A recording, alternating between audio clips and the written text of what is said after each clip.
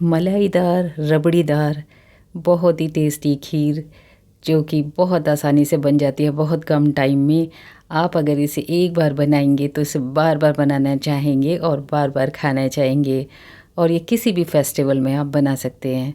तो मैंने लिया है 1 कप लिया है राइस, और राइस आप छोटा वाला ले या टूटा हुआ राइस आता है वो भी ले सकते हैं, सोना मसूरी भी ले सकते हैं। कोशिश कीजिए जो लंबा वाला राइस होता है लॉन्ग राइस वो ना ले। इस तरीके से है ये, कुछ छोटा राइस है ये। इसको मैंने थोड़ा भिगो लिया था 2-3 घंटे के लिए। और ये देखिए अब मैंने धो के इसका पानी हटा दिया है। इसमें से मैं 1 कप में से आधा कप मैं मिक्सी में पीस लूँगी चावल को, और आधा कप हम छोड़ देंगे। तो ये मैंने मिक्सी में ट्रांसफ़र कर दिया है आधा कप चावल। और ये देखिए बस इतना बचा है, तो मैं इसको अच्छे से पीस लूँगी। देखिए ये बहुत ही आसान रेसिपी है, आप इसको ज़रूर बनाइए। किसी भी फेस्टिवल में आप इसे बना सकते हैं, चाहे वो राखी हो, दिवाली हो, किसी भी। और ये देखिए कुछ इस तरीके से लग रहा है। आधे चावल मैंने इस तरीके से पीस लिए हैं, तो हम इन्हें बाद में यूज़ करेंगे।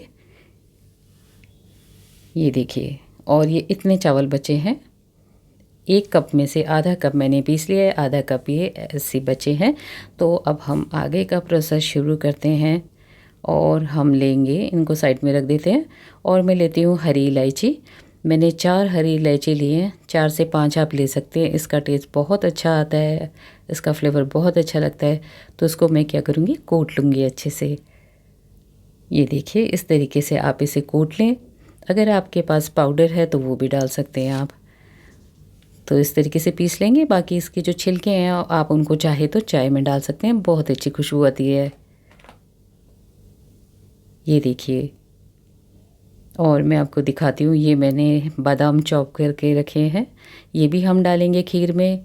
और ये थोड़े से रोज़ पेटल्स है, ये मैंने ड्राई करके रखे हैं। अगर आपके पास फ्रेश हैं तो आप वो भी डाल सकते हैं। और ये है केसर, थोड़े से धागे कुछ केसर के डालेंगे हम लोग, बहुत अच्छा कलर और बहुत अच्छी खुशबू देते हैं। तो मैंने कढ़ाई चढ़ा ली है, कढ़ाई गरम कर लेंगे हम।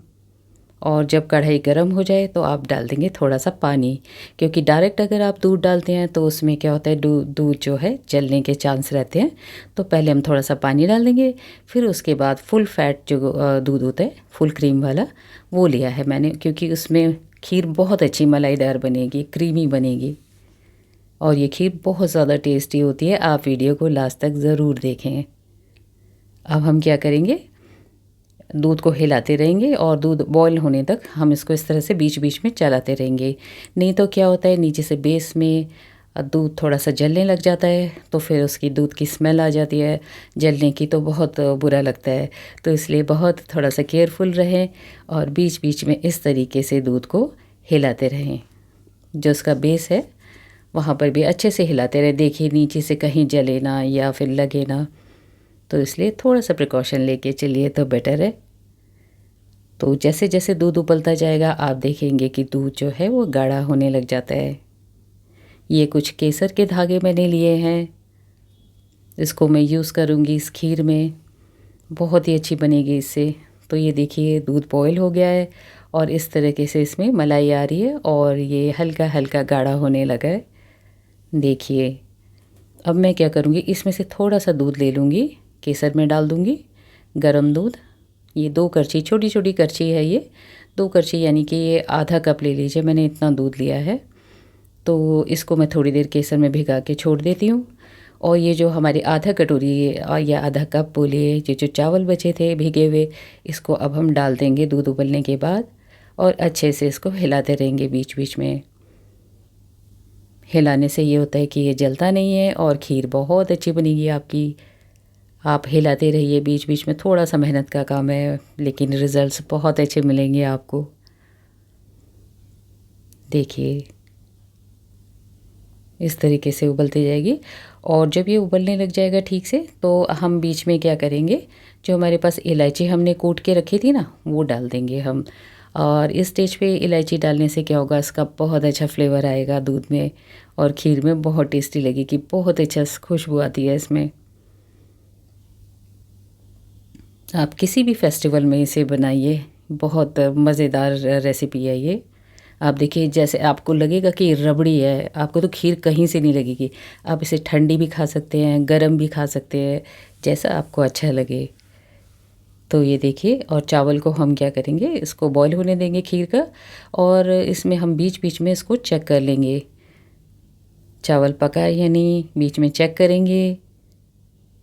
देखिए, ये साइड में जो मलाई जम रही है ना, इसको भी आप करछी से निकालते रहें, क्योंकि ये नहीं तो क्या होता है, जल जाती है।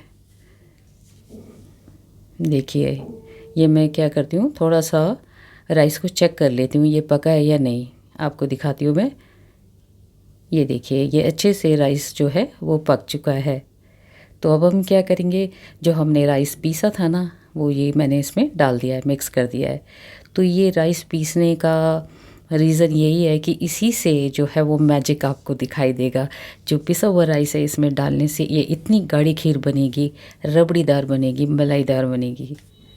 आप रिज़ल्ट देखिए, आप देखते जाइए वीडियो को अच्छे से, आपको सब समझ में आ जाएगा। और आप भी इस रेसिपी को ट्राई ज़रूर करें, इस राखी में या दिवाली में, किसी भी फेस्टिवल पे ट्राई करें।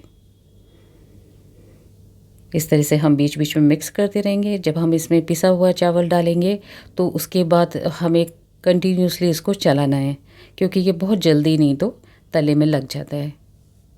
तो इस तरीके से आप हिलाते रहिए। आप देखेंगे कि नोटिस करेंगे कि ये ना और गाढ़ा होता जा रहा है, खीर आपकी गाढ़ी होती जा रही है।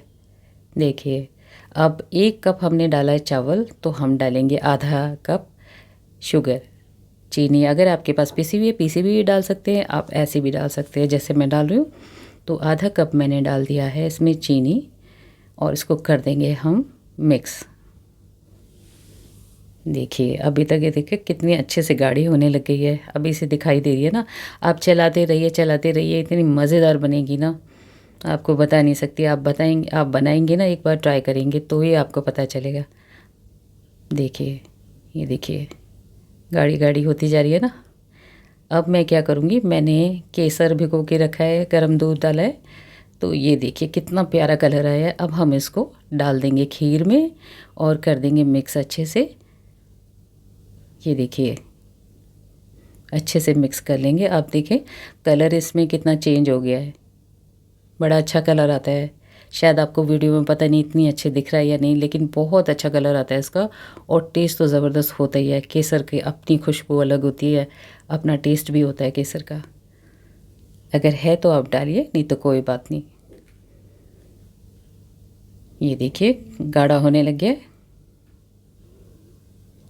अगर आपको मेरी ये वीडियो या रेसिपी थोड़ी भी पसंद आए तो आप प्लीज़ ज़रूर एक लाइक कर दीजिए, क्योंकि आपकी एक लाइक से हमें बहुत ज़्यादा मोटिवेशन मिलता है, आप यकीन करिए। और ये मैंने इसमें क्या किया है, 1 चम्मच डाल दिया है देसी घी। देसी घी चाहे तो आप पहले भी डाल सकते हैं, मैंने ये बाद में डाला है, इसका टेस्ट भी बहुत अच्छा आता है। अच्छे से मिक्स कर लेंगे। और देखिए खीर जो है कितनी गाढ़ी होती जा रही है, और जब ये अच्छे से पक गई है देखिए, और जब ये पक जाए ना तो आप ऊपर से चाहे तो गार्निशिंग कर सकते हैं, या लास्ट में भी कर सकते हैं। क्योंकि ये थोड़ी देर आप जैसे पकने के बाद आप छोड़ देते हैं, ढक के रख देते हैं 5 या 10 मिनट के लिए भी, तो ये इतनी गाढ़ी हो जाएगी ना, तो आपको ऐसा लगेगा जैसे रबड़ी है। देखिए मैंने 10 मिनट के लिए छोड़ा था ये, और देखिए कितनी गाढ़ी हो गई है ना। लग रही है ना कितना सुंदर, कितनी टेस्टी, देखने से ही बस मुंह में पानी आ जाएगा। आप इसे ठंडी भी खा सकते हैं, ठंडी भी बहुत अच्छी लगती है ये। तो ये देखिए हमारी खीर जो है रबड़ीदार बनकर तैयार हो गई है। आप चाहे तो इस स्टेज में भी कटे हुए जितने भी ड्राई फ्रूट्स हैं जो आपको पसंद है वो डाल सकते हैं, चाहे तो आप बाद में भी डाल सकते हैं। ये मैं अच्छे से आपको दिखा रही हूँ, बढ़िया लग रही है देखने में। तो बाकी चॉप्ड जितने भी आपके पास ड्राई फ्रूट्स हैं वो आप इस स्टेज पे डाल सकते हैं। मैंने तो अभी डाल दिया है, तो देखिए कितनी सुंदर लग रही है, देखिए। और मैंने थोड़े से गुलाब के पत्ते वो भी डाल दिया है। तो आप बनाइए इस रक्षाबंधन में या फिर दिवाली पर, इस रेसिपी को ज़रूर बनाइए।